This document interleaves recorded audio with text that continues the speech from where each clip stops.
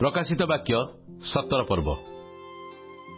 तत्पर सप्त पात्रधारी सप्त दूतों मध्यरु जणे आसी मते कहिले, एठाकु आस।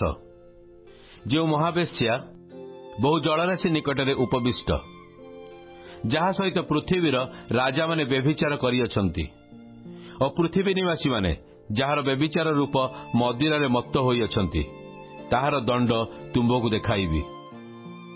सेथिरे से मते आत्मारे प्रांतर मध्य घेनी जाते मु जने स्त्री लोक गोटे लोहित वर्ण पशु उपर बसिथिबार देखिली। से पशुर सर्वांग ईश्वर निंदा सूचक नाम परिपूर्ण, आउ ताहार सप्त मस्तक और 10 श्रृंग। स्त्री लोक बैगणिया लोहित वर्ण वस्त्र परिहिता, पुणी सुवर्ण बहुमूल्य मणि और मुक्तारे भूषिता। ताहार हस्तरे गोटे सुवर्ण पात्र, ताहा घृण्य पदार्थ और ताहार व्यभिचार रूप अशुचि कर्म परिपूर्ण।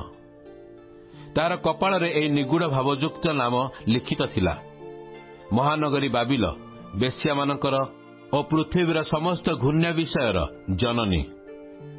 मु से स्त्री लोक को साधु मानक और जीशुक साक्षी मानकर रक्तपान मत्त होइथिबार देखिली। ताहाकु देखि मु अत्यंत आश्चर्यजनित हेली। सेथिरे दूत मते कहिले, काहेकि आश्चर्यजनित हेल? मु तुमको से स्त्री लोकर और ताहार वाहन सप्तमस्तक और 10 श्रृंग विशिष्ट जो पशु ताहार निगूढ़ तत्व बुझाई देवी। से जो पशु को तुमे देखिल ताहा थिला एबे नाही, पुणी ताहा पाताल कुंडर उठी विनाश पाइब। सेथिरे पृथ्वी निवासी जेते लोकंक नाम जगतर पतनावधि जीवन पुस्तक लिखित होई नाही, सेमाने जेतेबेले से पशु को देखिबे जे ताहा थिला एबे नाही और पर आसीबो, सेतेबेले सेमाने आश्चर्यजनित हेबे। एही स्थलरे बुद्धि विशिष्ट मन आवश्यक। से सप्त मस्तक सप्त पर्वत को बुझाए। से सप्त पर्वत उपरे स्त्री लोक उपविष्ट। से सप्त मस्तक मध्य सप्त राजा को बुझाए। सेमानक मध्यरु 5 जन पतित होइअछंती, जणे वर्तमान अछि, आउ जणे एपर्यंत आसी नाही। से आसिले अल्प काल मात्र रहिबो, पुणी जो पशु थिला आउ एबे नाही। से अष्टम, तथापि से सेही सप्त राजा मध्यरु जणे, आउ से विनाश पाइब।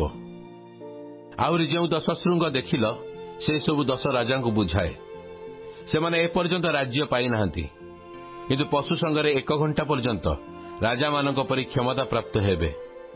से माने एक मना, आउ से माने सेही पशु को आपणा मानकर शक्ति और क्षमता देवे।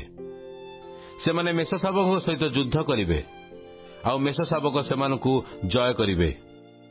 कारण से प्रभु आंभ मानकर प्रभु और राजा मानकर राजा, पुणी जो माने ताहांक सहित अछंती सेही आउत मनोनीत और विश्वस्त लोक माने मध्य जय करिवे।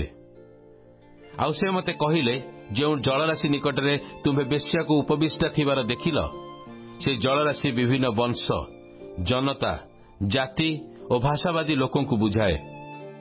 पुणी जो 10 श्रृंग देखिल से सबु सही पशु बेश्या को घृणा करिवे एवं ताहाकु उच्छिन्न ओ उल्लंघ करिवे, आउ ताहार मांस भक्षण करिवे और ताहाकु अग्नि रे दग्ध करिवे।